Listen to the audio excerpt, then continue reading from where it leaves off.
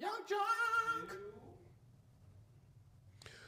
Welcome to the Micheaux Mission, 2 men, 1 podcast, every black film ever made. My name is Vincent Williams, and I'm joined as always by my partner, Lynn Webb. Hey, holler at your boy, this is Len, a.k.a. the Bat Tribble. And on this, our 399th episode. Ooh, 399. We go way back in the Wayback Machine to 1932 with the film starring Lorenzo Tucker, Laura Bowman, the second remake of The House Behind the Cedars. Directed, written, produced, catered, designed, costumed, And projected by our spiritual leader, our North Star, the great Oscar Micheaux, as we spend some time talking about the veiled aristocrats. But before we get to the aristocrats and how much veiling is involved, how are you, sir? I am doing great, Vincent. How about yourself? I'm well as well. Very good. I am well as well. Shout out to each and every one of you out there watching as we stream live from Young Junk, Philadelphia's premier video podcast palace, to all points north, south, east, and west. That means Facebook, that means LinkedIn, and that means all of you out there in the chat of YouTube. Hello, missionaries. Good evening, one and all. Vincent, it is episode 399. 399? Wow. And Dylan Yes. greeted me as I came into the studio tonight, saying that, are you aware that most podcasts, not just some, most podcasts don't get anywhere near to 400 episodes. I mean, I'm not surprised by that at all. Yeah. Yeah, I'm not surprised by that at all. But if you do something that you love, you never work a day in your life. That is very true. So, And this has never been work. it's never work. It's never work. Sometimes some of the films are easier to get through than others, but even the ones that are difficult to get through, I know it's going to be a great conversation on the other end. So, Amen. all right. Amen. So 399. 399. All right, ladies and gentlemen, we are going to jump right into the show though, because it is thick. We're jumping way back to Oscar Micheaux, and we want to hear from you as we have. We asked for emails, and boy, did you send them in. All right. I was calling through the emails, Vincent, and it was hard to just cut down to a few. Okay. All right. Fair A enough. few to bring to you. Fair enough. Your emails, or as we like to call them, Missives from the missionaries. So what else is going on, Lynn? we have emails, Vincent. Ooh, missives from the missionaries. Ooh,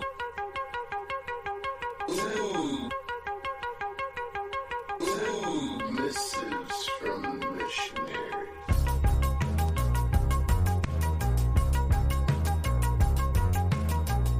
We have an email, Vincent, from George Carmona. Hey, what's up, George? Lando. This is in regards to Lando. Those were probably his clothes to begin with.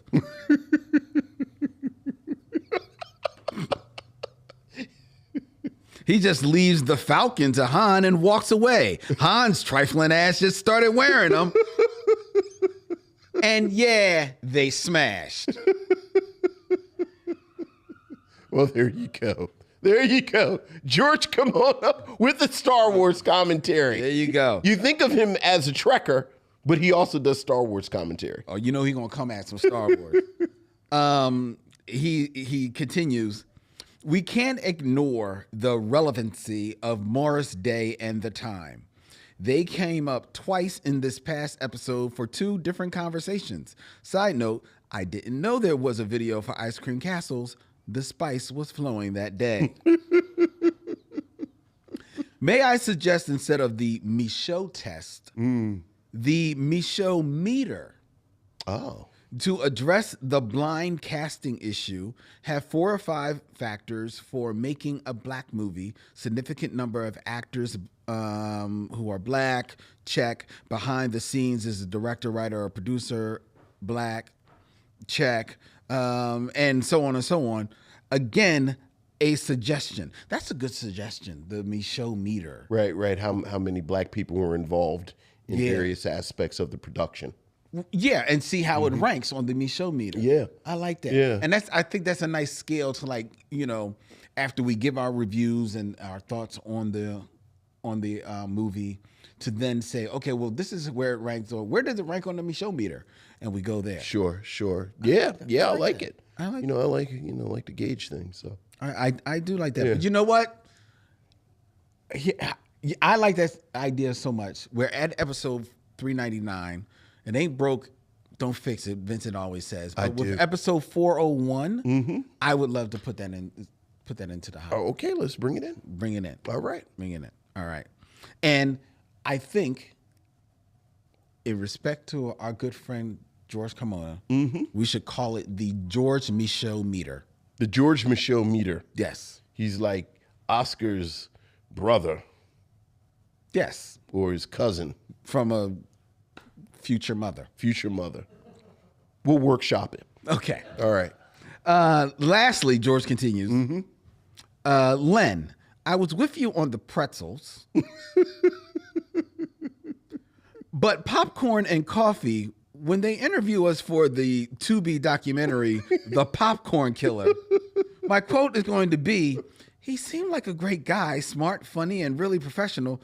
The signs were there, but he was so charming and charismatic. You couldn't help but overlook the coffee warning. Oh, yeah. So remember, Len, when you're working on your list, I said smart, funny, and charismatic. Yeah. Your friend, George Carmona. See, Len, here's the thing. And this is science. Here we go.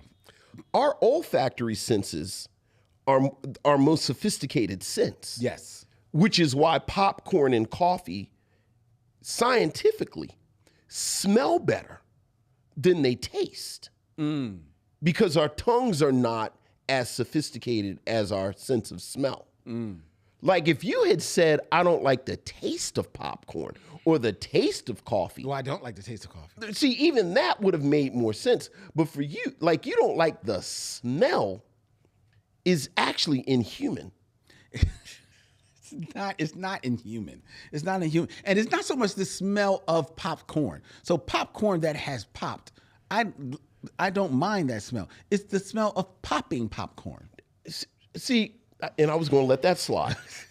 What is the difference between the smell of popping corn and popped popcorn? Well, how about this? You go home and pop some popcorn and you tell me. No, see, Lynn, I'm a human being.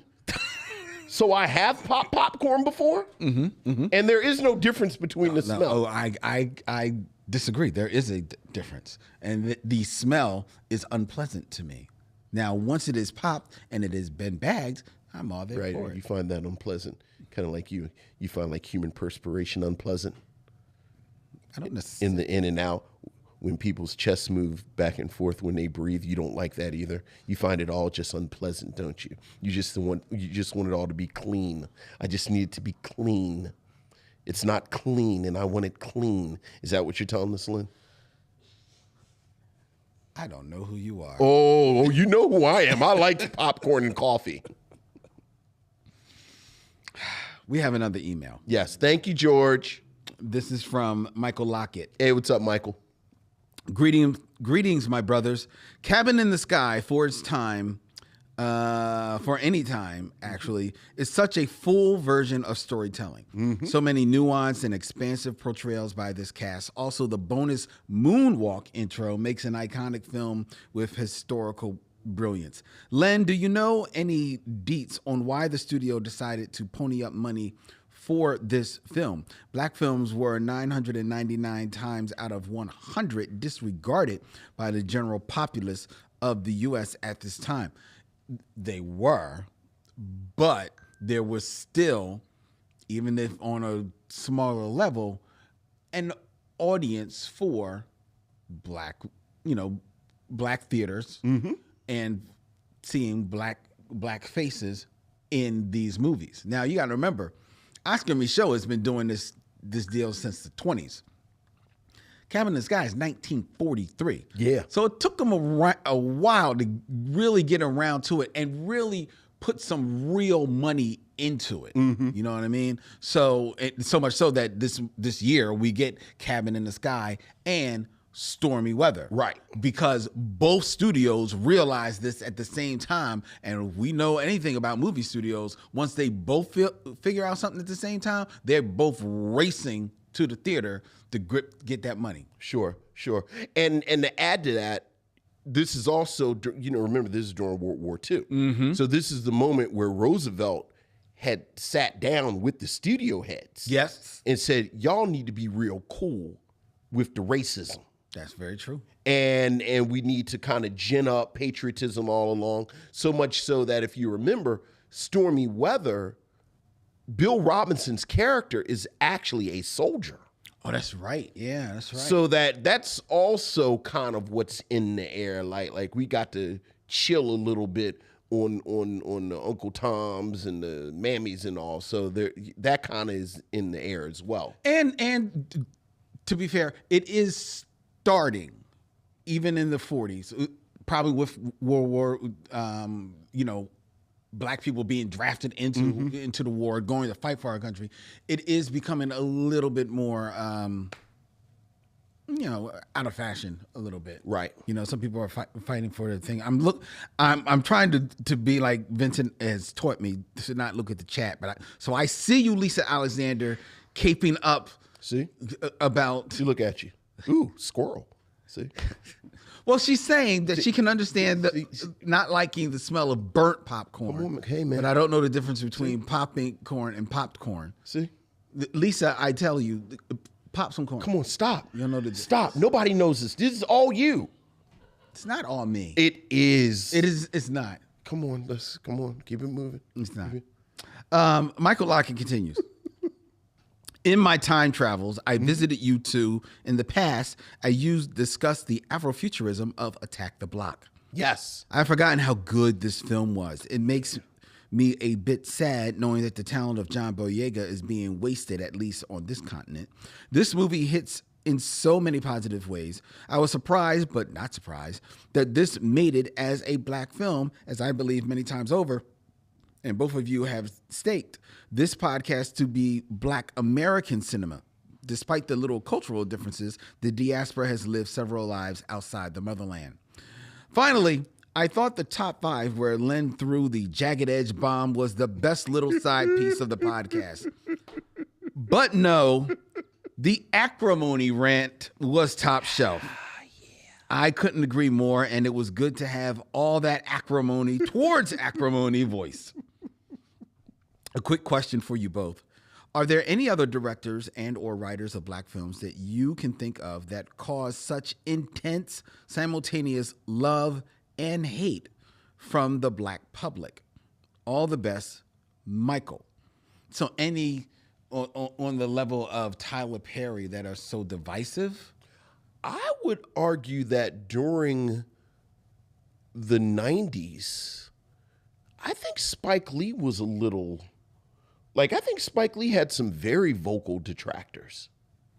Well, yeah, especially considering, we've talked about, how women are portrayed in his film. Yeah. And we've kind of bubbled that, some pent-up feelings from the surface. Yeah, I guess Spike, y'all all cape for people, so I'm not going to say him. I feel like, was there... Oscar Micheaux.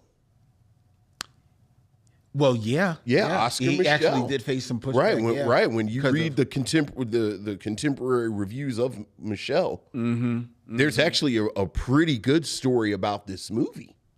But here's the thing, though, to Michael Lockett's question. Do you think either of them faced the level of division that Tyler Perry has? I don't think that. I don't think so. Yeah, I don't think so. Yeah. I think Tyler Perry is a unique case for a lot of reasons. Yeah. I have to agree with that. Let's see. But thank you, Michael, for your. As always, thank you, Michael. Appreciate that. We have. I know. I. Boom, boom, boom, boom, boom, boom, boom, boom. Nope, not that one. Yes.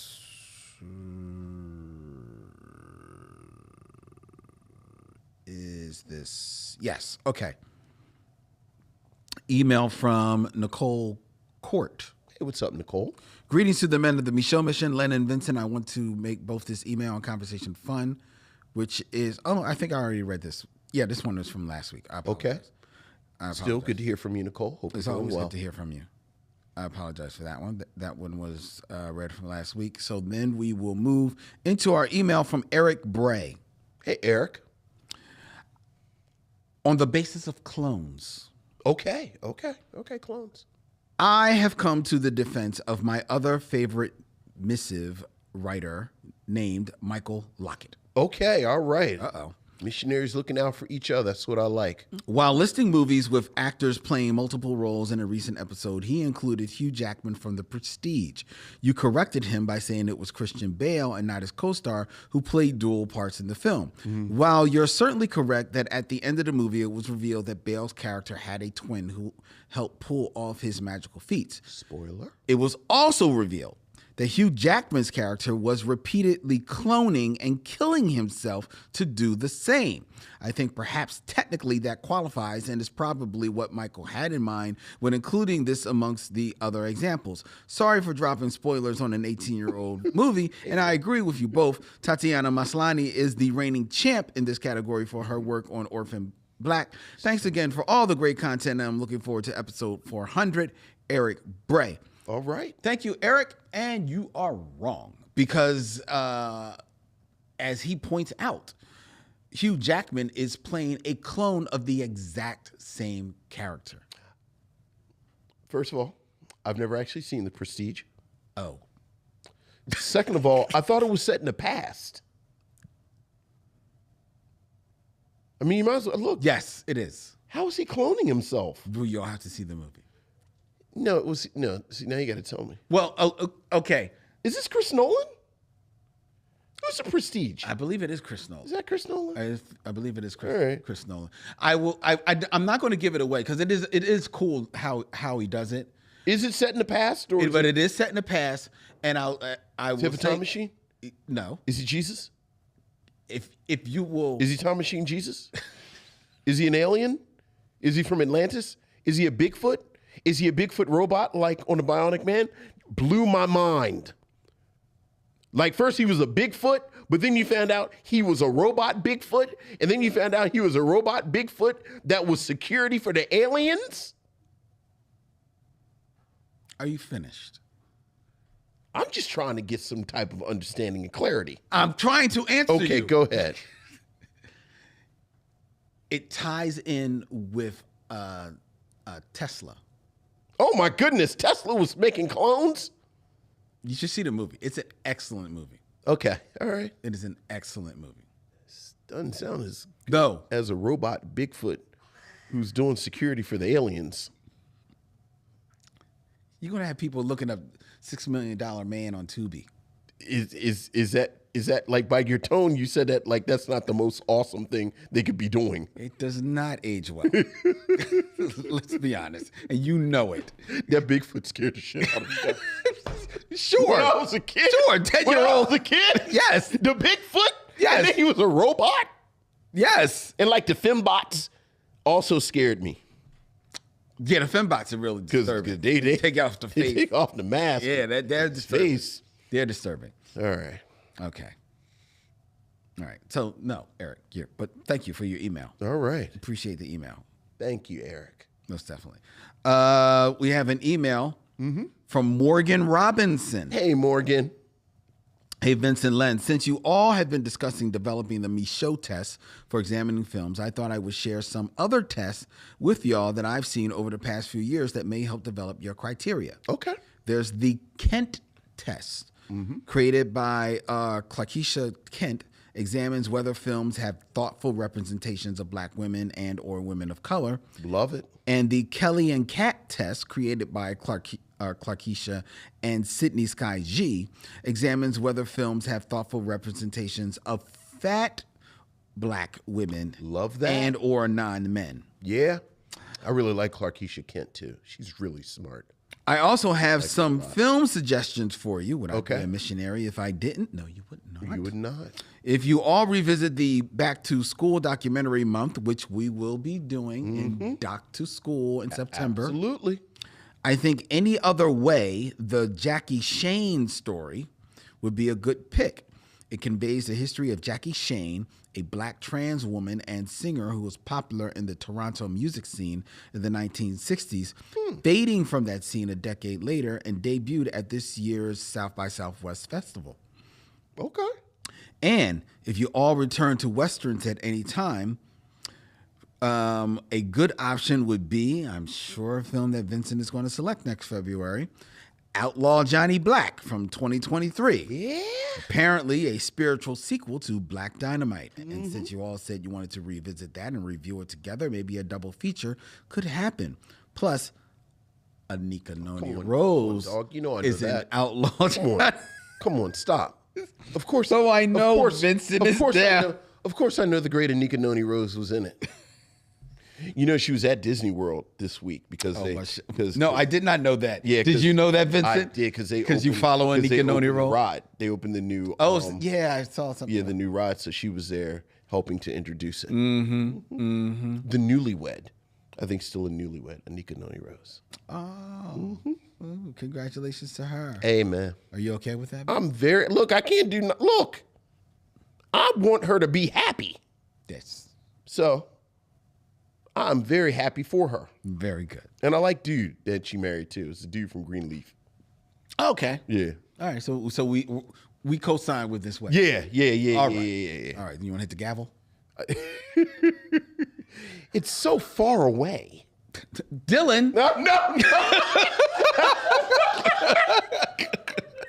Y'all, that's a joke from when we first started taping. No, Dylan. You're good. Please don't, Dylan. But yes. But if you just see this hand come I'm in. gonna hear him skittering across the floor. Have everybody angry at me. Wow, this is on some bullshit. Not at all. We see who's the star of the show. But did you see it? Did you see the Outlaw Johnny Black? No, I haven't. I haven't seen it yet either. No. Yeah. There's some movies like I want to see, but then I'm like, Exactly. I watch them when I have to watch it for the. Right. And I'm like a little scared You're scared? because I know it's not going to be. Oh, so you don't want to. I know it's not going to be Black Dynamite. Right. So then I'm just like, You don't want to. right. Before you have to. Right. No, yeah, I feel you on that. It's like the first half hour of Across the Spideyverse. I was like kind of You were. like I was like just anxious. said that, yep. I was like, Yep. Oh God, it's no way it's going to be as good, and then it was. Yes. So now I'm going to be anxious for like an entire hour in Beyond the Spider-Verse. We got another email. Okay. This is from Corey P. Hey, Corey. Hello, Len and Vincent, from a fellow missionary. In this email, I want to talk about one of my favorite Spike Lee joints, Mo Better Blues. Okay, the Mo Better makes it Mo Better. The other week, I went and listened to the review of this movie from this show's archive. This review was early on in the mission, the first year of the show. Mo Better Blues is arguably one of Spike Lee's overlooked and underappreciated movies, while the role of Bleak Gilliam, played by Denzel, is one of his more underrated roles, in my opinion. I have two fun facts I would like to share, with the first one being that Halle Berry was considered for the role of Clark Bentecourt. Halle turned it down because of the love scenes between Clark and Bleak. Interesting. I remember a few weeks ago, someone mentioned that Denzel and Halle have never been in a movie together. Man, imagine if Halle starred as Clark. Another fun fact was that Wesley Snipes auditioned for the role of Bleak. I knew that. That I did know. But now I'm sitting here mind blown. Halle Berry is Clark Bentecourt. I'm curious if Wesley had auditioned for Bleak and maybe is in the running for Bleak. Is that around the time that Halle turns down the role of Clark because she doesn't want to have to potentially be interesting. doing love scenes with Wesley Snipes. Look at you looking at the pasta and the sauce and the cheese and saying, I think that's lasagna. I mean, I've only known about it for 30 seconds, but yeah, I hadn't. That's a really good observation. All right. Corey. God bless Cinda Williams, but I think Halle Berry would have been wrong as Clark. I mean, God bless, well, I know it sounds like because I think part of what makes Clark such a great character, played by Cinda Williams, is that you understand him kind of dismissing her as sort of eye candy. Like I'm like, there's no reason for me to take you seriously. So then when you get the switch at the end, where you realize that she can sing and that there is more to her, and that wonderful look on Bleak's face, I just feel like Halle Berry, even that young, it's difficult for me to believe that you would be dismissive of her as just a pretty face, because I think she's always kind of had this intelligence that comes across in her bearing. I think so too.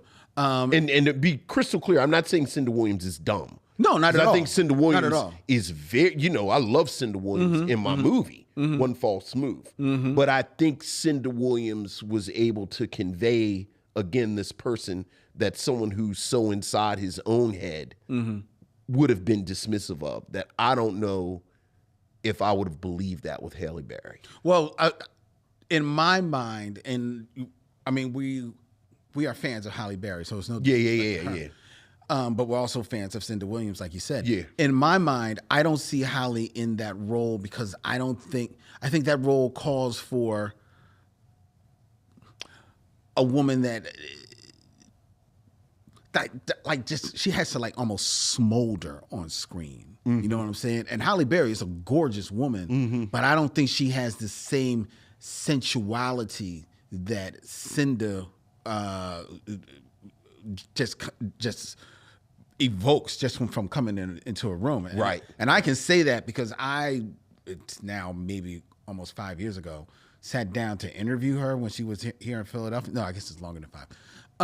When she was in Philly for a time. And, this is years later. And, dude, you could not take your eyes off that woman. So, yeah, it's a different energy. That's when I think we're pretty secure saying she's a very attractive woman. Oh, amen. They both are. Corey continues, I rewatched this movie a few days ago, continuing about Mo Better Blues, and I really want to highlight the character Indigo Downs, played by Joie Lee. I remember reading somewhere that Indigo's beauty was underrated, and I could not agree more. I personally felt like Indigo should have been in the movie more. But the reason why I bring up Indigo is because of her beauty. When Mo Better Blues came out, there were hardly or no darker-skinned black women as love interests. Joie Lee and her natural hair and her glow stood out to me the most. It was fascinating seeing a black woman with natural kinky hair being a love interest. Both Cinda Williams and Joie Lee are gorgeous women, but I was in awe about Joie's character of Indigo. Something I noticed is that Denzel's love interests are always black women and maybe a woman who is a person of color. I know Denzel has starred in movies alongside other white actresses, but there was never anything sexual between them except maybe in He Got Game when he hooked up with one of Thomas Jefferson Byrd's prostitutes. It has been said over the years he's never kissed a white woman on screen, and his love interests are always women of color, particularly a black woman. I just wanted to give my 2 cents on this beautiful film. I cannot wait to hear your thoughts from a fellow missionary, Corey. Yeah. I probably talked about it on that episode. I loved Joie Lee so much. Like I because you teased me about it. Because I used to subscribe to Essence when I was in college, because I was a very sensitive, well-read man. Yeah, of course. And in Essence, used to the cover, it would be the cover, and the cover would have like the headlines for all of the different stories in the magazine. But then inside the magazine, they would have the cover without the stories. Right, so you could just have, and it would say, it would say, you know, when you miss essence, you miss yourself. And on my dorm, I had cut out all of these pictures from Essence of that cover. You know, when you miss Essence, you miss yourself. And directly above my door was the cover from when Joie Lee was on the cover of Essence. Nice. And it was a purple background. Like, I remember it clear as day. It was a purple background. She had on like a shimmery kind of, you know, almost like evening gown. She had her hair up in almost a bun. And I just thought Joie Lee was gorgeous. I think Joie Lee is gorgeous. She played Nola Darling's mother in the TV series. The TV series. She's Gotta Have It. Of She's Gotta Have It. So, you know, I haven't seen her that much, but I remember like 2 or 3 years ago thinking, damn, she's still fun. Like, yeah, I love Joie Lee. I always thought I love Joie Lee. I always thought that she was underrated. Yeah. As an actress. And I was considered, if she's done anything outside of Spike, I can't Not think that of I know of. And maybe she just hasn't wanted to. Yeah, not that I know of. But she's never, you know, I thought she would have shown up on the series or something like that. Yeah. But There's less Wiley. Like, I've never felt as in tune as a character. There's a moment in Do the Right Thing where the character she plays comes into Sal's shop, and she has on like this, you know, beautiful sundress and this kind of hat, and she goes in, and Danny Aiello, Sal is talking to her, and then he says, I don't want to come across as a jerk, but your eyes are just so beautiful. I just can't take I can't stop looking at you. And I was like, all right, I know Spike is going for this, like Sal is being kind of vaguely racist maybe, and I don't know what's going on, but he's not wrong. Yeah. So shout out to Joie Lee. Most definitely. Yeah. One more email, Vincent, from Ron Covington. Hey, what's up, Ron? Len and Vincent, I'm a writer and movie fan deep into black film and crime novels. All right. You recently had Gary Phillips on discussing Bucktown, which I love for the interesting way this story turned, as well as the performance of Thomas Rasulala, a.k.a. Jack Crowder. Saw him on the episode of Perry Mason. We both, Ron and Gary, belong to the IBWA, International Black Writers and Artists. Okay. Nice. Anyway, that conversation you had with Gary got me thinking about the streaming movie Heist 88. Are you aware of this film? I am not. Are you not aware of this film? I'll tell you about it in a second. Okay. I watched it because developing my own caper story. So I'm consuming a lot of robbery tales to think about how I can twist some of the beats to bring some uniqueness to my yarn. I thought Heist 88 started off in an interesting manner, but was ultimately unsatisfying because of the non-twist of the climax. Did you see it? And if so, what are your thoughts? P.S. If you haven't already, you must consider reviewing Chameleon Street. Oh, yeah, we did Chameleon Street. We did do Chameleon. We did. Now, Heist 88, I am aware of this film. I believe, I'm not sure exactly where it's streaming. It may be on Paramount. I don't think about it. It stars Courtney Vance. Okay. And Keith David. Oh, my goodness. Yeah. A criminal mastermind decides to pull one last job before going to prison and recruits a group of young bank employees to steal millions in a daring and brazen assault on the United States banking system.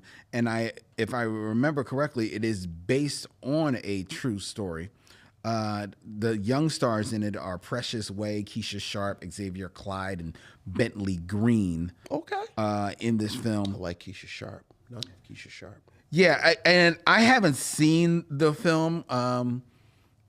I did see like the trailer for it, and it was one of those movies that one, it went straight to streaming. So I was like, oh, well, maybe we'll pick it when we have to. Sure. But there's another one like the trailer. The trailer is almost just like Ron just described it. The trailer got me excited because it's heist films, Courtney Vance, Keith David. But then as the trailer went on, it was just a little bit too long and just revealed maybe a little bit too much. That I'm like, oh, I don't know. Yeah. You know, like, I don't know. Yeah, like we were saying earlier, all right is not enough to... Yeah. You know, so like with a heist film, especially on a trailer, just the beats. In and out. In and out. In and out. You know, you either grab you if you don't. Make me want more. Make me want to go there and find out exactly what happened. Because I'm a sucker for a good heist film. Absolutely. Yeah. So, but maybe some, you know, it'll show up and find its way. Okay. Here on the mission. All right. All right. So that is our email. Yeah, but thank you. Thank you, ladies and gentlemen. If you want to have your voice be heard and have your email read here on the email, take a chance. Send us an email to micheauxmission@gmail.com. That's MICHEAUXMISSION@gmail.com. All right. Keep it moving. Yeah. And it's now time for the top 5. Top 5. Top 5.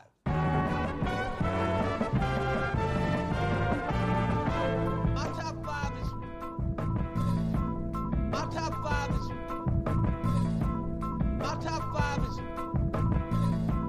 My top 5 is. Top 5, ladies and gentlemen, where I create a list and I read said list to Vincent, and he shares with all of us his scintillating commentary on my list. Commentary. Scintillating. You had to resort. You want me to call Dylan again? Go ahead. Do the top 5. My timey.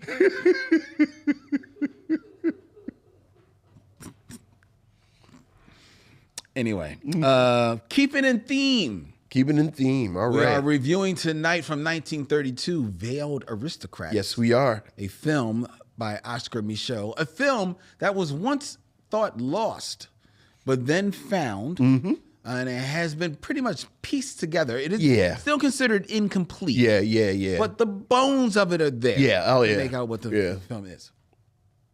So, keeping in theme, I have looked through the filmography of Oscar Micheaux. Okay.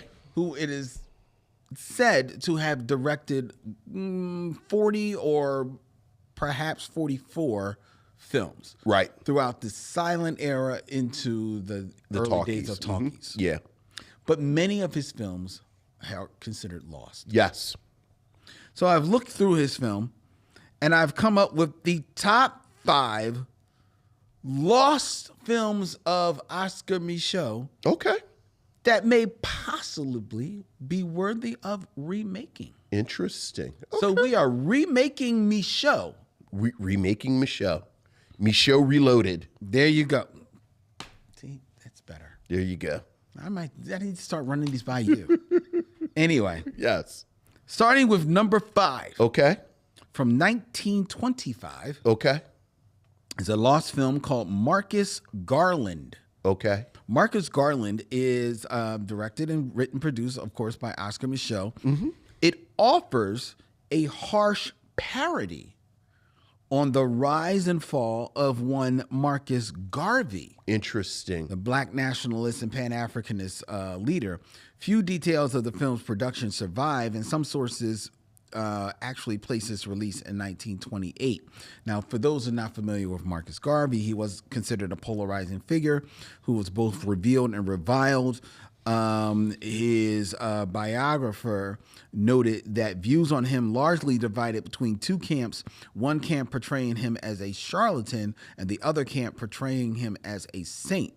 Similarly, he has verily been perceived as a strident demagogue or a dedicated prophet or martyred visionary or possibly a fabulous con man.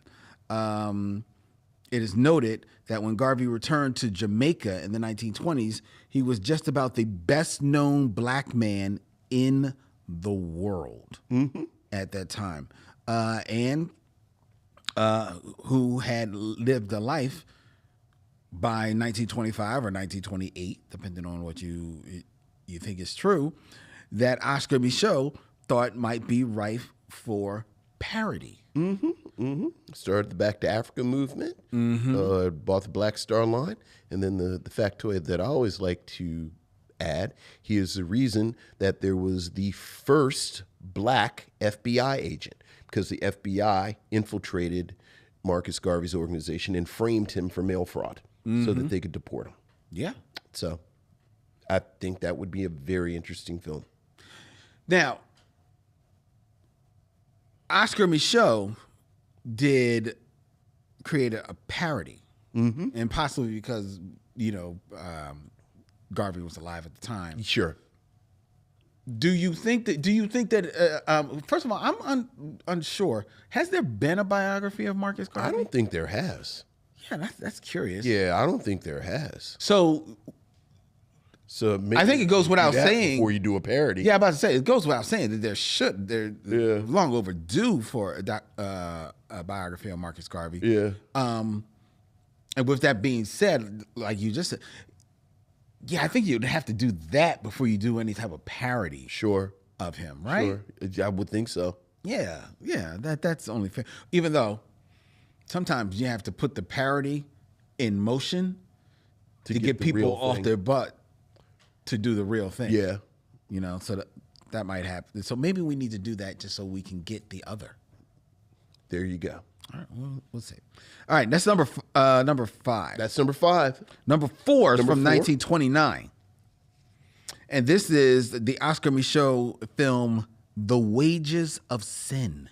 Yeah. I've heard of this one. Wages of Sin is a race movie that featured an all-black cast headed by William A. Clayton Jr. and Bessie Givens. The film was made in the pre-code Hollywood and is presumed lost, so therefore there is no known surviving footage of this film, The Wages of Sin. See, because there's no footage, and because it's such a provocative title, you could just say you're remaking Oscar Micheaux, call it The Wages of Sin, and you can just do whatever you want. Right. Now, is there a plot? I could not find any information about the plot of it. Right. So do you know whether or not this is one of what they call his ghost films? No. Right. Because there's like there are a bunch of his films that the only proof that there is that it existed is that it was like a review. Or a review, or like a posting, or a poster, right? But like, there's no proof that anyone actually saw it except for that. It's Yeah. See, and there are a couple of the films that I've selected where the only image that I could find was like some type of newspaper clip like this. But The Wages of Sin is actually is art. Okay. Like movie art, but it's just no information. About the movie. Yeah. Okay. So you could go in. So a movie about the wages of sin. What's the first thing that comes to your mind that movie might be about? Well, because it's Oscar Micheaux, I'm going to say it is about a hypocritical pastor. Okay. Who's trying to take advantage of a young girl, trying to keep her moral standing. Interesting. Because Oscar Micheaux didn't really necessarily like organized religion that much. Well, that is very true. Because his father-in-law was a preacher and he was a dick. He was quite a dick. He was quite a dick. Quite. His first father-in-law, or maybe his second father-in-law. One of his father-in-law. It was his first father. It was his first father-in-law. It was his dick. Father. Yeah. Okay. Go ahead. Dick. Yeah. Quite a dick. I'm just doing that to make Dylan laugh. Because Dylan is 12. and a half. Yes, 12 and a half. Number 3. Number 3. From 1922. Okay. And this one, and from here we have plots. Okay. From 1922, The Virgin of the Seminole. Wait, what now? The Virgin. The Virgin. Virgin. The Virgin. Virgin. VIRGIN. Okay. Of the Seminole. Of the like the Indians? Yes. Okay. The film focused on a young black man who joins the Royal Canadian Mounted Police. Sure. And becomes a hero by rescuing a captive mixed race woman from a hostile American Indian tribe. Oh my goodness. The young man later purchases a ranch that becomes the foundation for great financial wealth in the Virgin of the Seminole. It sounds a little bit like his novel, doesn't it? Am I mixing up plots? I might be mixing up plots. Never mind. Doesn't say I take that back. Okay, all right. Because I thought The Homesteader was like that too, but go ahead. It sounds great though. It sounds interesting. It does. It does sound. Yeah, it sounds like. And that sounds like a movie that you could remake. Sounds like in the spirit of something like Buck and the Preacher. There you go. Yeah. There you go. I can see that. Okay. I can see that. I can see Yahya Abdul-Mateen Yeah. Oh yeah. casting this film. Oh yeah. I like that. And he rescues a young mixed race woman. Sure. Maybe Zendaya. Why not? Okay. All right. So that's The Virgin of the Seminole. Okay. Number two Number two. from 1924 Okay. is A Son of Satan. A son of Satan. And not the, Not the. just A. A son of Satan. One of them. One of them. A Son of Satan follows the misadventures of a man who accepted a bet to spend a night in a haunted house. Ooh, it's Madcap. It ran into distribution problems when state censor boards rejected the film based on its contents. New York censors objected to the film's depiction of violence, particularly against women and animals, because a cat is killed on screen in one scene. Damn. A Ku Klux Klan leader is slain. Oh, well. And a man chokes his wife to death. While Virginia censors complained the film's references to miscegenation would prove offensive to Southern ladies. Yeah. In at least one state, the film was banned for its title alone.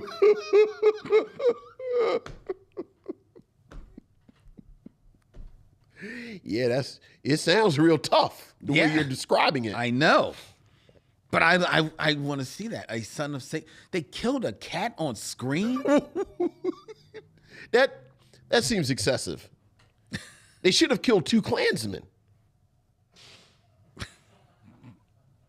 Like you kill a Klansman and a cat. What did the cat do? Kill 2 Klansmen. You're right. You're right. Maybe there was a cat killed in the killing of the Klansman. Ooh, say that 3 times real fast. A cat was killed in the killing of the Klansman. You only get it once. Okay. All right. And number one, the number number one film of Yes. remaking Micheaux Uh-huh. we have is The Dungeon from All right. 1922. All right. The Dungeon is a 1922 race film by Oscar Micheaux, considered it was his first horror effort, an early blaxploitation take on the Bluebeard legend. Micheaux was criticized by D. Ireland Thomas, a columnist with the Chicago Defender, for his casting of light-skinned African Americans who could pass for white, attempting to make his films more commercially successful. Thomas questioned whether Micheaux was relying on his name alone to tell the public that it is a race production, or maybe he is after booking it in white theaters. The film focuses on Myrtle Downing, an African-American woman who was coerced into marrying a corrupt would-be politician named Gyp Lassiter, Yeah, sure. even though she is really in love with Stephen Cameron, a young lawyer. When she discovers that her husband has conspired to support segregationist policies in exchange for support by white political power brokers, she objects to his crooked dealings and gets herself imprisoned in a secret dungeon where her husband has murdered his previous wives. Sure. I like it. I love it. Yeah, I like it. It's a great plot. I know, Right? Like, it's a pretty dense plot. Seemed like you do a lot with it. I like that. I mean, hell, make it a period piece. So put it back in the 20s? Yeah. Set it in the 20s. Ooh. So who's the husband? My man from Prison Break. Who's your man from Prison Break? The main dude from Prison Break who's actually biracial, I think. Oh, the guy that was in... Not the guy in the Flash. Yeah, well, I guess they were both in the Flash. he was in the Flash. Yeah. Okay. Yeah. Okay, yeah, I guess, yeah, because he's got to be light skinned. Yeah. Mm-hmm. So you And look like he could pass. So you would still do the whole light skin thing? Look, man, balls to the wall. You wouldn't cast Vin Diesel? Vin Diesel is not a good actor. Okay, fair enough. Vin Diesel. See, the first one that came to my mind, but now you're on this whole light skin thing. The first one that came I'm not on the light skin thing. I'm just listening to the movie. No, I understand. No, and I forgot about that point because the first person that came to my mind was Chiwetel Ejiofor. Yeah, he can't pass for nothing but us. His name sound black. You say Chiwetel Ejiofor name 3 times, somebody's going to start making Nigerian food. Which is not a bad thing. No, it's not. Yeah. No, I like So yeah. Chiwetel Ejiofor. Okay. He can. All right. Yeah. Very good.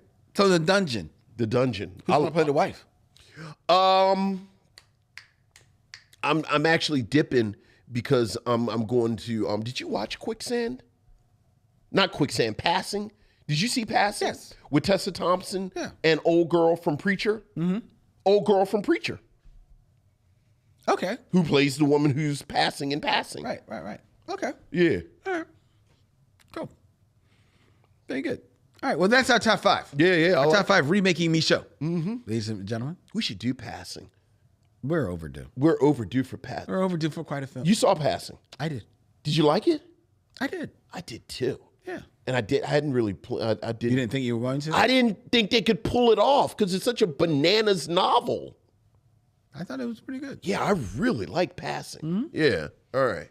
All right, ladies and gentlemen, that is the top 5. It is now time for the Game of Kings. Yes.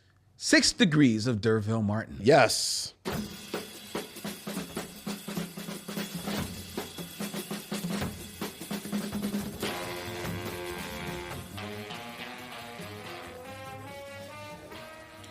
Six Degrees of D'Urville Martin, ladies and gentlemen, where Vincent has 6 films or less to connect an actor that I give him to D'Urville Martin, that man of stage, screen, and I'm sure he showed up on television somewhere. Sure.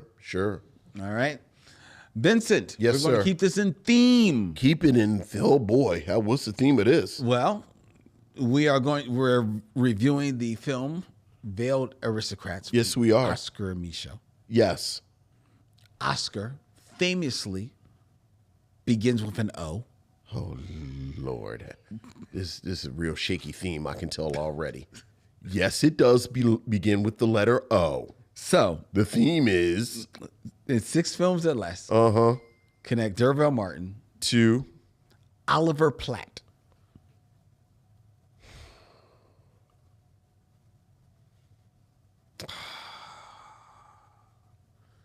it's a dude from The Bear, right? The TV series? Yeah. Yes. No. Brother. Isn't he the? Oh, yes. Right, he's different. Yes. Oh my God. No. In my mind, real quick, I went to somebody else. But yes, you're right. I know he's in movies. He is in movies.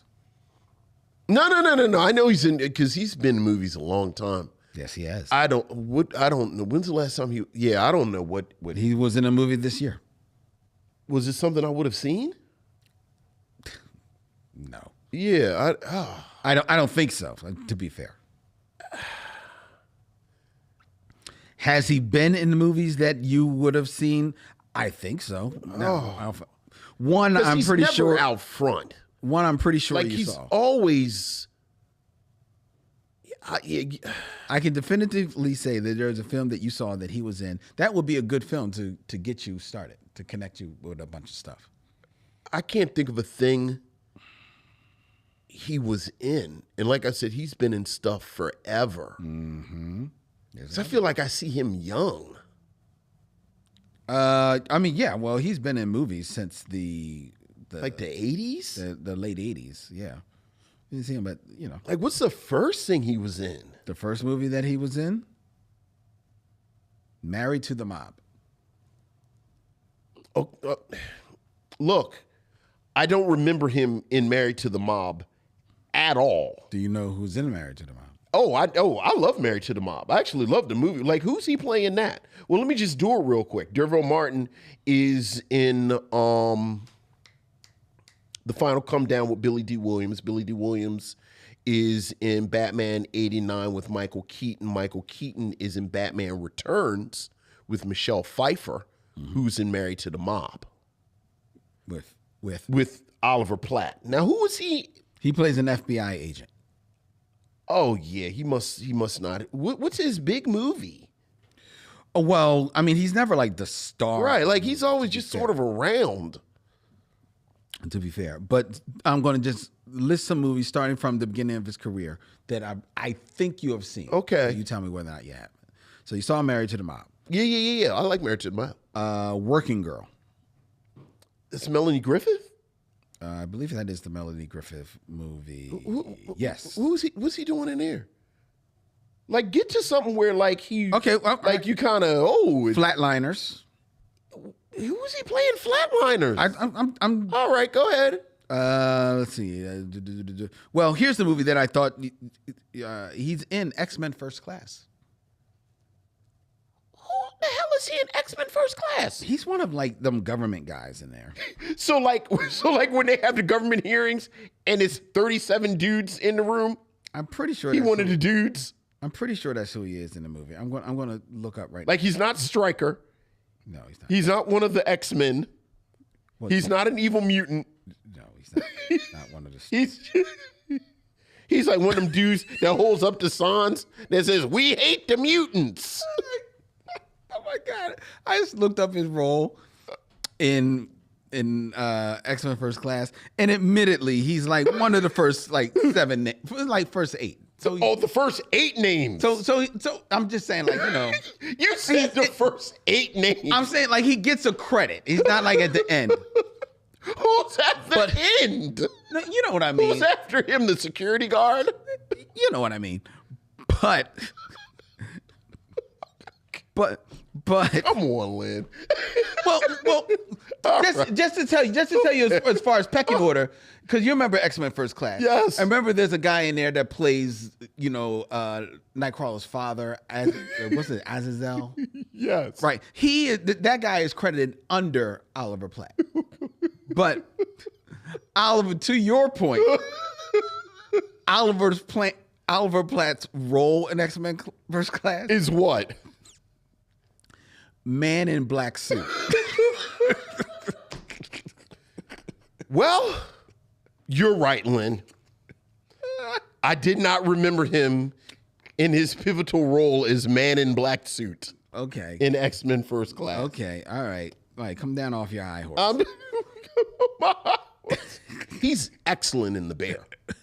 No, he is. He is excellent in The Bear. I love him in The Bear. Yeah. I loved him when he was on The West Wing.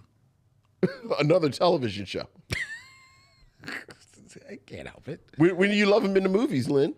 I loved him in X-Men First Class. As man, who can forget the pivotal role of Man in Black Suit. Not to be confused with Man in Brown Suit. Because he was just phoning it in. Oliver Platt was the man in the black suit. Who else you got in the theme that the theme is the letter O? Yes. Who else we got, Lynn? Next we have is 6 Mm-hmm. it's 6 films or less. Uh-huh. Connect Derville Martin, 2. Olivia Colman. She's another one. She was the best thing in Secret. Wait, let me see her picture. Make sure I'm who I'm thinking about. All right. Pretty sure this is who I'm thinking about. Yeah, she was the best thing in a Secret Invasion. Mm-hmm, the TV series. Yeah, the TV series. And to be clear, the only reason I'm about to say what I'm going to say is because it's kind of like when you play chess, you don't play the board, you play the player. And I always say, what are some old white lady movies that Lynn likes? So like I have like a list of old white lady. I have like 3 or 4 old white lady movies that I keep. Like it's like she's not in Downton Abbey, but to understand, you pick somebody in Downton because I know you and Lynn says, and you have a little wrap across your lap and have your tea and watch your old white lady movies because I'll start once again where Derville Martin is in The Final Come Down with Billy D. Williams. Billy D. Williams is in The Rise of Skywalker with Daisley Ridley, who is one of the many white people in Murder on the Orient Express. I wondered if you want to do with Olivia Colman. Very good. Yes, because I know, I know Lynn likes this movie. You love the costumes. It's the costumes. Lynn loves the costumes. The costumes are just divine. Now, first of all. And it's a timeless story. First of all. It's an Agatha Christie mystery. First of all. You pull somebody from Death in the Nile, too, if you want. Because it's like 3 black people in Death in the Nile. The thing about this, like I said, Daisy Ridley, but Gal Gadot was in this one too, which gets me to the DC stuff. And so you know, Gal Gadot's in Death in the Nile. I'm sorry, she's in Death in the Nile. You're right, with Leslie Odom Jr. Yes. Yeah. Oh yeah. See, it's so like that's like central. It's like old white lady movie. You can get to a bunch of different franchises. Oh yeah. Downton Abbey, Death on the Nile, Murder on the Orient Express. It's a shame Oliver Platt isn't in one of them as man in gray suit. Olivia Colman.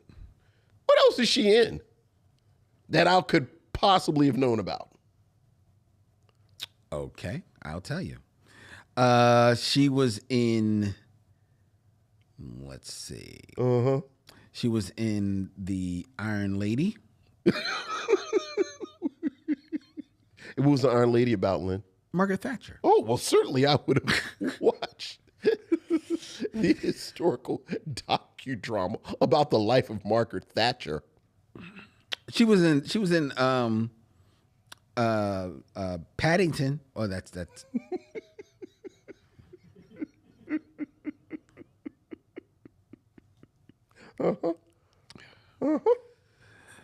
She's in Joyride from 2022. Oh, is that the Asian? No, this is another one. I know which one you're talking about. This is another movie called This is Joyride. another. It's a British film. Oh, I know it is. Oh, I know it is. She was in The Lost Daughter. She actually executive produced that one. Is Dame Judi Dench in any of these? Oh yeah, Lynn. Oh yeah, Lynn gonna have a movie with Lady Johanna Herdsworth as Lady Lorne Jenkinson. She was in Mothering Sunday as Miss Claire Niven. I mean, of course she was. And she played Queen Anne. In what? In The Favorite. In the favorite, yeah. But I know her ass was in Murder on the Orient Express, which I look at that, Death on the Nile, in Downton Abbey. He's messing around with Lynn, his old white ladies. Okay. All right. Now, I've not seen that film. What? Murder on Yeah, Murder on the Orient Express. the which is a remake. Yes, of course. It's all right. Okay. Yes. The original is better. I'm not supposed to read this, but you know, how do you feel about Howard's End, Lynn? How did you like Howard's End? Was it delightful? Weren't Weren't the costumes wonderful? I do like Howard's End. Weren't the costumes wonderful? It's more than just the costume. It's the acting. It's the acting as well. the entire story. The entire story. Howard's End is a beautiful. It's a beautiful film. It's a beautiful movie. Beautiful movie. It is. The costumes. Have you ever seen it? I have not. You should. Should I? Yes. Okay. I think you will enjoy Do you it. think I will enjoy Howard? No, not really.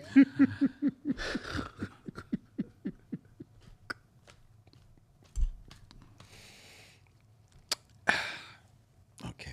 All right. All right. The theme is O. The theme is done. Now it is time for us to get into our review of Veiled Aristocrats from 1932.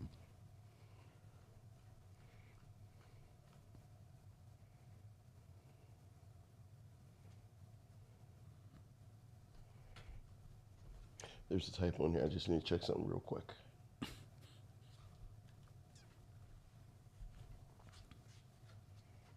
Right, it's Charles Chestnut. You know what's a better movie is Remains of the Day. I'm ready whenever you are, Dylan. Which I have actually watched twice in the last month. Okay. Veiled Aristocrats from 1932, based on the Charles Chestnut novel, The House Behind the Cedars, stars Lorenzo Tucker, also known as the Black Valentino, as a lawyer who returns home, who asks his wife, his sister, Rena, to join him in his new life in South Carolina, where unbeknownst to Rena, he is passing. Rena has to figure out where she wants to stand in this world between the white world and a new bow, and her world with a black bow. In this Oscar Micheaux's second remake of the novel from 1932, besides Lorenzo Tucker, it also stars Laura Bowman, Lawrence Chenault, Walter Fleming, and Barrington Guy. In Oscar Micheaux's 1932, The Veiled Aristocrats, brought to us by Lynn Webb. Lynn, what do you have to say about Mr. Micheaux's film? I think I love going back to Oscar Micheaux films because they are some of the oldest representations that we have of black people on film. You know, this is 1932. That's almost 100 years ago. How about And it's that? just amazing to just see this. You know, I always call these films time capsules of, you know, what life was like, in broad strokes, in 1932. So, and I also think that it's very interesting that in 1932, Oscar Micheaux, you know, first of all, you got to remember, even in 1932, the whole idea of making movies is still very, very new, right? So they still haven't really gotten far down the lane from basically filming a play, as far as Hollywood is concerned in 1932. So this film. And we've talked about other Oscar Micheaux films where, you know, he's basically finding actors where he can, you know, to just say his lines. Right. And we're at this point in 1932 that Hollywood has kind of been up and running for a little over 10 years as an actual like place, destination, an actual, place on the map where movies are considered to be made. So there are aspiring actors for him to choose from. Not many, but he can pick and choose. So it's interesting. By now, you can see like the acting maybe leveling up a little bit in the film. So I think that's always fun to gauge in. And then just the story of this movie. To think that in 1932, this man who is barnstorming his films across the country on his own dime, more or less, still has the audacity to not only write a book, not only publish a book, not only do a silent version adaptation of the book, but then to return and do a talking adaptation of this book that, in speaking about black people passing for white so that they can have what they consider is the bigger slice of the American pie so that they can live a better life. To have that be interrogated by other black people within that movie. So for that conversation to live within there, for there to be an examination of, the whole light skin, dark skin, self-hate, conversation that some people might think is a little bit more, nuanced, and therefore probably lives in like the 50s or 60s and in the 70s. No, this is back in 1932. This man was having this conversation, and I want to believe that he's putting this conversation to film because this is the conversation that is being had in the streets at this time. Right. He is trying to be as reflective of the black experience as possible on screen. Now, does he cast some flack for it? Yes, because we've talked about him casting light-skinned actors primarily in these roles of the affluent, or the good guys in the movie, or things of that nature. And there's a little bit of that in this movie. Yeah, but I mean that's the role. But that's the role. Yeah.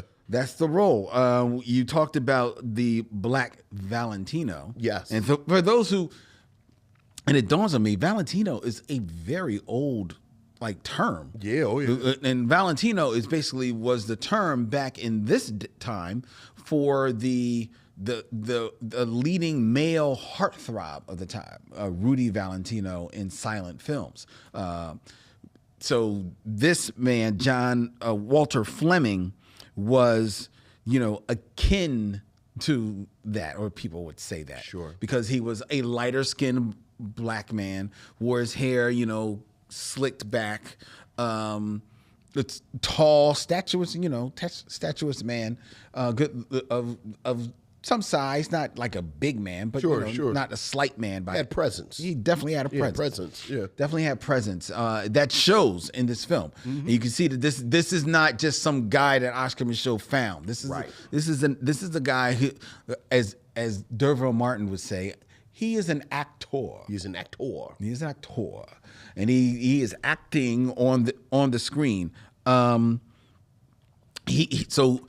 in this, though he is light skinned, though he is the Black Valentino, there is a nuance to his character, in that he is not necessarily the good guy, because he has been living his life passing as a white man. Yes. 100% passing of his white man, being diligent about how he speaks, about how he talks, more or less where he has been living, has made no mention of his background, no mention of his upbringing, or it's created a whole false narrative for his upbringing. But he has now returned to Fayetteville, from whence he came, to come back for his young sister, who was a babe when he had left, to give her what he deems as a better life than what she could possibly have in Fayetteville. And I think that's interesting commentary because he has no idea of her life in Fayetteville. As a matter of fact, the film says that when he comes up to returns home, it is midnight. So he has not even seen her in and amongst how she lives her life. Right. But he's just coming in saying like, I'm taking her with me, telling his mom, I'm taking her with me because that is where the better life is, pretending to be who you aren't. Right. Pretending to be a white person. And that is how he's made it. That's how he be able to make it in law school and become a lawyer, has what we are told and later see is a rather nice house with servants, conspicuously black servants, conspicuously darker skinned servants. Oh, yeah. And which is where the drama does play out. And to her credit, his sister does not want to go. No. Does not want to go, and is forthright in saying why she does not want to go. Because I live here with mom. This is where my life is, and this is where I have found love here. Right. I found love with a darker skinned man named Frank, and that is who I want to be with. Yeah. Oh yeah. And it is when she and I love the straightforwardness of this plot because in today's deconstruction of stories, it would have been the first quarter of the movie before she ever has that talk with her brother. Right. Meanwhile, she would have been hiding from Frank the whole idea that her brother wants to take her away. No, within the first 15 minutes, this movie, she's like, nah, I ain't going. And I'm going to tell Frank on I was about to say, and she tells Frank. Frank, guess what my brother, my brother, the one don't know me. Right. He want to take me away from you. Right. And Frank was like, what? He's like, yeah, she want to take me. How you like that? But I ain't going, baby. I ain't going. I want to be with you. And it is only because Frank says, now hold on. Right. Maybe you want to think about this. Right. You go. Right. This is your brother. This is your brother. Right. I don't want to. He's the quote unquote man of the family. Right. You go, you follow his lead, because while you go and do that, I'm going to be here making the most of myself. Right. So that when I do come for you, in my mind, I can come to you correctly. Right. And because I know that you will not give your heart away. Right. And I'll come get you. Right. And it is only because he says that. Yeah. That she says, well, okay. Yeah. Let's go of some agency. Yeah. That the agency that she was showing. And I thought that was very, for lack of a better word, progressive. Yeah, oh yeah. Certainly for 1932. Yeah, absolutely. For this story. Absolutely, 100%. And I enjoyed that aspect. And then from there, this was a lost Oscar Micheaux film, so they've pieced it together. It's basically about 48 minutes, depending on the cut that you get. So you don't know how much has been lost from the story, because you quickly see it jumps ahead 6 months. She's miserable with her brother. Her brother set her up with a white guy. Yeah. Who I believe is actually, I was unsure whether or not this was actually a white actor. I think he's a black actor. It's a black actor. Put a pin in that, though. I think playing a white guy. One Barrington Guy. They're playing Barrington Guy. Yeah, playing George Tryon in this. And she more or less tells him, like, well, she doesn't tell him that she doesn't want to go with him. Right. But you can tell on her face she runs away from him. Sure. And ultimately, spoiler for a 100-year-old movie. Right. She secrets away. With Frank. Right. Which I think is a very touching end to this film. You know? I like that. I also like that in this movie, Oscar Micheaux, and we talked about some of his movies before have been filmed like on sets. And you can see like the bare bones sets. And there's moments in this film that are filmed on sets, but there are also moments in this film that are actually filmed in locations. Yeah. They're actually filmed in homes. Yeah. So which gives it a whole different lighting, Right, which right. actually gives it more of that cinematic feeling. Some outside. There's some outside footage, Yeah, with, that is- especially at the end, Yeah. Oh, which yeah. is almost documentary. Look. You know, in It its really look, is. it's Yeah. actually very like this movie has been stitched together and slightly restored, but it hasn't been like, you know, this ain't Criterion level, Right. You know, but it's gorgeous film. You actually see the vision. Yeah, you see what he's going for here. So it's a film that I, at the end of the day, appreciated the nuances of it. Now, it's a movie of its time. So are those some things that I bumped up against? Yes. Like the first 5 minutes of this movie literally is just the mother telling the son, "Oh my God, my son is home. Yes. I can't believe my son is home. Yes. Bless you, Father. My son is home. Yes, mother, your son is home." Yes, at midnight. At midnight. Yeah. You have walked through the door. Yeah. Let me look at you. Right. My son who has come back home. Yeah, That is yeah. 5 minutes. Yeah. And then the sister comes downstairs and brother, let me look at you. Oh, my sister. And he gives her a very disturbing kiss. It's like the Folgers commercial where the gift is me and she puts the bow on it. It's like, what's this energy between the brother and the sister? Yeah. Oh, I don't even remember that commercial. Oh, you remember the commercial for a few years ago where the dude comes home and then he and the sister make coffee in the middle of the night and then she puts a bow on herself and says, "I'm the present." And it's like, this is a weird commercial. Is a brother and sister in this commercial? Yeah, it's the weirdest. You saw it, you just forgot about it. No, I didn't. Yeah. Look it up. No, I wasn't. Yeah. But it's weird energy. Because in this one, I mean, he's like holding the arms, Right. the pressing lips, Right. and it's Because I kept looking back and forth. I was like, well, maybe this is another woman. did I miss? This isn't his sister. And even though this is a talkie, it still has some vestiges of the silent film. Right. So every So once in a while, there's a slate with the word. Right. I'm rewinded. Did I miss a slate? Right. Like what's cool? Because Right. this is ooh. Yeah. Ooh. Because immediately when that happened, in my mind, I'm like, oh, Oscar Micheaux is on some shit. He's on his shit now. Like, no, he ain't okay. Didn't know it was gonna Taboo. Didn't know it was going to be this kind of movie. I did not know. Yeah. All right, this is a race film. Yeah. Yeah, so that's a little. But and then there are a couple of moments where this film stops for a quick musical number. Of course. Just out of the blue. Which again, I don't mind. It basically because it's the music of the time. Right. And you're seeing people sing. It's another depiction of Black joy at the time. There is a moment where we juxtapose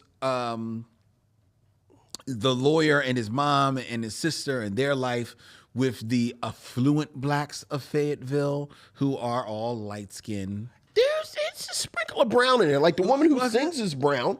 You know what? And I paid attention to that. Because you go to this house party, Right. house, and you see like a lot of light-skinned people dancing, and to this music. But if you pay attention, the person that's playing at the piano is a darker-skinned person. Okay. Right? And then the one light-skinned person who's like, I guess it's her house. She's like, oh, I want to tell y'all a story because she's a gossip. She's like, oh, I got some gossip. I got some tea for y'all.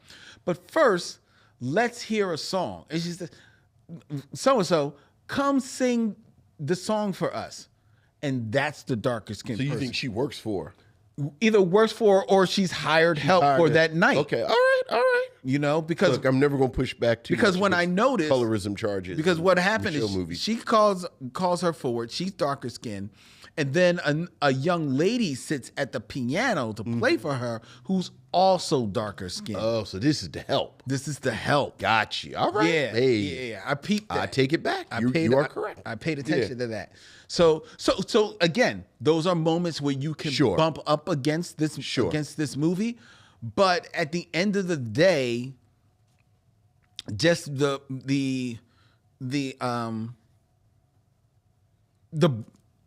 bravery, well, for the time, bravery, Sure. and the to tell this story and to interrogate this story so thoughtfully, because outside of the musical numbers, this is pretty much everything is played for drama. Absolutely. There's 100%. buffoonery. There's really no comedy No. in this at all. This is 100% a drama. And it's not melodramatic. Exactly. Like, it is actually a drama. it's a nuanced Yeah, drama. considering it's, 1932. 1932, Yeah, you know, yeah. so at the end of the day, I'm happy that they found this film. Sure. I'm happy that they were able to restore it to whatever level of completion they were, so that we have another quiver in the Oscar Micheaux filmography. And this was, unless I missed my guess, this was my first running into Walter Fleming. But I think we've seen Lucille Lewis before in a couple of other. I think she may have showed up in another. Is that the mother? show. No, she's Rena, the sister. No, this is our first time. Oh no, you're right. This is her first. This film. is her first The film. mother, I think we've seen Yeah. seen before. Who is Laura Bowman? Yeah. I walked away enjoying my time with the Veiled Aristocrats. Yeah. I agree with everything you said. I'll just add a couple of things that, just historical part. So this is 1932, and we are moving into the talkie period. Yes. So as we've mentioned, this is, you mentioned something he wrote, but it is pretty much accepted that this is an adaptation of Charles Chestnut's novel, Oh, okay. House Behind the Cedars. And this is his second time making it. That's what it was. And he and Charles Chestnut kind of had this negotiation that he made. He made it as a silent film, and now with the advent of talkies, he made it again. And part of the reason that he's making these films during this moment is he's gotten financing from these Jewish businessmen in Harlem. So he's kind of trying to, just pump them out while he's got this money. I mentioned the talkie part because what happens in this transitional period is you get a lot of these musical numbers. Yeah. Like these movies, now that we have sound, we got to have the end. There are two musical numbers in here. There's a performance that you just spoke of. And then there's a moment where the servants at not Ron At John's. at John's John Walker. house, Right. are by themselves, and then they have like a little impromptu concert. And it is what it is. It is. I feel kind of bad watching this a week after Cabin in the Sky because everything sort of pales in comparison. But to your point, I think it is always important to note where these films are in relation to Birth of a Nation. So Birth of a Nation is 1915. This is 17 years later. Right. But when you look at commentary from the period, when you look at just social critique, Birth of a Nation was devastating to the image of Black people. Indeed. Because this was the first national unified image of this kind of negative stereotype that you got about Black people. And Oscar Micheaux was really on the front lines consciously pushing back against this. You know, I think he always wanted to make films that appealed to the masses. But we talked about when we talked about Within Our Gates, where Within Our Gates is a direct response to Birth of a Nation. And I do think in his mind, I feel like he was always aware of the image of blackness that he had on screen, even if some of those images critics were saying, you know, because he would, you know, have juke joints and people singing and dancing. And of course, we can't have a show us respectable. But I do think that you got the full range of black humanity in a way that you didn't see in other films of this time. And like you, I think this film is a perfect example of it. There were a couple of things that I thought were fascinating. There is a moment where they say this is the town's black elite. And we know that because there's a placard that says, here's a meeting of the black elite. But I think that is really important to have in a film about passing, because whether we're talking about this, whether we're talking about a film like Pinky, whether we're talking about both versions of Imitation of Life, whether we're talking about the aforementioned Passing, which is a novel that's going to come out. So this is 32. Passing is out already, I think. Like, whenever we talk about passing historically, the underlying reason was that as a black person who can pass for white, I want to pass for white because I have more opportunity, I have more space to grow, I have the ability to go further. But kind of always baked into these texts is that, well, except for passing. Passing is actually kind of fascinating because it acknowledges that as well, that there is a black middle class.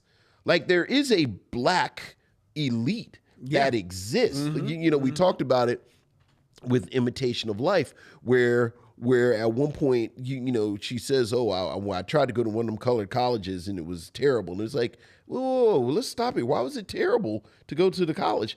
Like, and we actually said it in a review. You can tell these were white people who had made this. So for a white person who could, like, blackness can't be anything but misery. And so for Oscar Micheaux to depict these black people having a good life, and then, as you said, it lands on this character choosing to go back with Frank. And Frank, you know, Frank got a nice car. Frank got his hair laid. He come up. Like she's not going back to a life of misery. Nope. I think that's radical. Speaking of passing, I love the fact that John's black servants are the ones who suspect something is kind of funky. I think that lends them an air of agency. It lends them an air of intelligence that you don't often get with the working black class in these films. Like, you know, I was as scared of ghosts is what you usually get when you have poor black people on film. But these black people, are smart. You know, we're the servants, we're the butlers, we're the maids, or whatever, but we're smart enough to know amongst ourselves, you know, talking about a Micheaux test, like like they're talking with each other. None of the main cast is in that scene. We suspect is something going on funky with these two.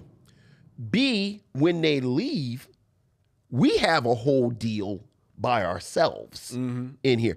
And I love that. And I love that. And again, I also love, quickly to your point, they suss out that something's going on. Something's not quite right with the Waldens. Right. But they don't hold it over their head. No. That's also... It's not my business. Exactly. Like, I'm not here to solve a mystery. I'm just saying, it's something weird about these two. Okay, and now we know. But more importantly, they've left. Exactly. So now we can get on the piano and do a little dance and this, that, and the other. Like you, I do think it is a little difficult to judge this film on technical terms, because like you said, it's been stitched together, it's been sort of found, this, that, and the other. But on its own merits, I think there is something there. You know, I think the acting, like I said, the young lady who I just lost my page. The young lady who plays Rena, what's her name? Lori, I had it. I'll give it to you. Go ahead. Say what you're saying. But I think it's important to note this is her first film. Like Oscar Micheaux had a sort of traveling band of actresses, but because of the talkies, because of the change in the business, Lucille Lewis, he had lost a lot of that the actors in his troupe that he used. Lucille Lewis, I think, won a beauty contest, and he said, "Oh, well, maybe you should try acting." So you can tell she's a little green, especially when she's on the screen with Walter Fleming, John, who acted with Oscar Micheaux in several productions, and just in this film, like you said, you can tell this is an actor. Yes, like the way he fills the screen. He fills up the screen. I also think it's fascinating that in a film about passing, the white character, there you go, is played by a black actor who looks like he's white. He does. You actually have to ask yourself, like, as you said, well, is he? And this is really radical. Like this is, we talked about this a bit with Birth of a Nation, where at one point, and I'm losing everybody's name. What's my girl's name that plays the daughter? Freddie Washington. Right. There's a moment where you're talking about Imitation of Life. You said, I'm sorry, Imitation of Life, where Freddie Washington is standing next to the actress who plays basically her stepsister, quote unquote. But the two of them look so much alike. Yeah. That you realize just how unstable race is. So in something like this, these are people and they're passing this, that, and the other. Well, we have to have a white character. Well, we can't have a white actor. Well, we're going to go find a black actor who looks like he's white. Right. And, to your point, when you said we watched it this afternoon, it was like, well, I know that's not a white actor. And sure enough, it wasn't a white actor. No, Barrington Gee. But Barrington Gee also kind of adds this level of radicalness to this film, which is, I think this is something that Oscar Micheaux was very intentionally interested in. Oh, yeah. Like I said, in my mind, everything is always reacting to Birth of a Nation, which, infamously has a bunch of black characters played by white men in blackface. So there's that as well. But yeah, look, we're reviewing this film because we're talking about it. Maybe people haven't seen it. I haven't seen this before. Is this your first time seeing it? My very first. This is our first time seeing it. We're talking about it, but I don't know. I'm going to speak for you, but this notion of are you going to recommend it? Are you not going to recommend it? Look, you have to watch every stitch of film that has survived from Oscar Micheaux. Yeah, you should. So that part of is it entertaining or is it not entertaining? Like you said, there's the bit at the beginning with the talking back and forth, is this, that, and the other, but it doesn't matter. No. It's Oscar Micheaux. You have to watch it. And besides that, I do think there's enough interesting going on in here to justify watching it on its own merits. On its own merits, just as a movie. itself. Yes, Yeah. I agree. I think that this is a movie that, especially if you try and put yourself in the headspace of when this movie was made, and then take in the story, not so much the production that you're seeing, but the story itself, and think of it being made in that time. Radical is the word for it, but it is something. And the works of Oscar Micheaux, I mean, you and Dylan make a joke about me and my old timey movies. Yes. And why am I going to watch a black and white movie? Well, this is why you watch black and white movies, because sometimes there is something to be gained from black and white movies, ladies and gentlemen, even movies that are almost 100 years old. Because you think about this movie, you think about these conversations that are happening back then, and you wonder, like, why we're still having a lot of these same conversations. Sure. Because these things don't go away. Sure. They don't go away. I mean, for everything that you think has been tried, they've been trying this for over 100 years. Yeah. They've been already beating you to the punch. But yeah, this is actually, when I was looking up Oscar Micheaux films to watch, and I saw that one was titled "Veiled Aristocrats," I was like, that's not an Oscar Micheaux. Veiled Aristocrats. Get out of here. That's some like AI generated Oscar Micheaux thing. But it was the real deal. I was like, okay, man. So yeah, I definitely would recommend this movie. And it's 44 minutes. It's 44 minutes. It's and it actually goes pretty quick. Look. I was like, oh, it's done. Like, I think what would kind of like the joke I had in my own head is that they were sort of, and they actually talk about the production is like Oscar Micheaux would rewrite scripts in the middle and hand it to people, like, and now we shoot. Yeah. But sometimes it wasn't that they didn't know their lines. Right. Sometimes they just got their lines. Right. It's like that. Those first 5 minutes, they were just sort of warming up. Just vamp. Yeah, right. Exactly. And he was like, do you remember Bigfoot was a robot? But once they got going, it moved. Yeah. It moved. And we joked a little bit about Oscar Micheaux. I didn't want to lose this. And sort of the colorism critique that you have with, not just Oscar Micheaux, but like everyone from this period, and unfortunately a lot of times in our period. But I think it's worth noting that the voice of reason and the moral clarity was Frank. That's right. Who was the brown-skinned man. Like, as you said, he's the one that told her, well, kind of play this thing out. Exactly. I love you. I'm going to come get you, and we're going to live happily. And then he does it. Yep. So yeah, absolutely. There you go, ladies and gentlemen. All right.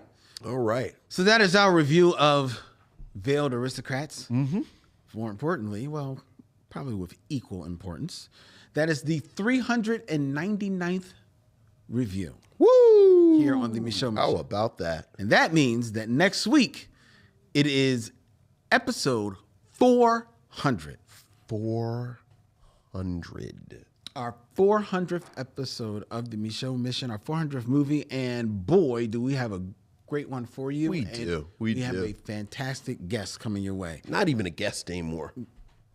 Yes. Right. You know what? Family is visiting. Pin in that. Yeah. Pin in that. Yeah, family is visiting next week. Before we get there, if you have any thoughts that you want to share with us, hey, if you just want to congratulate us on 400 episodes, we appreciate that. Hit us up. You can send us an email at micheauxmission@gmail.com. That's MICHEAUXMISSION@gmail.com. Or you can find us on all the social media of your choice: Instagram, Facebook, LinkedIn, Twitter. You can find us at Micheaux Mission. And I also invite you to subscribe to the Micheaux Mission on YouTube. Ring that bell so you are notified when we go live, when we put up our shorts, when we put up our edited videos.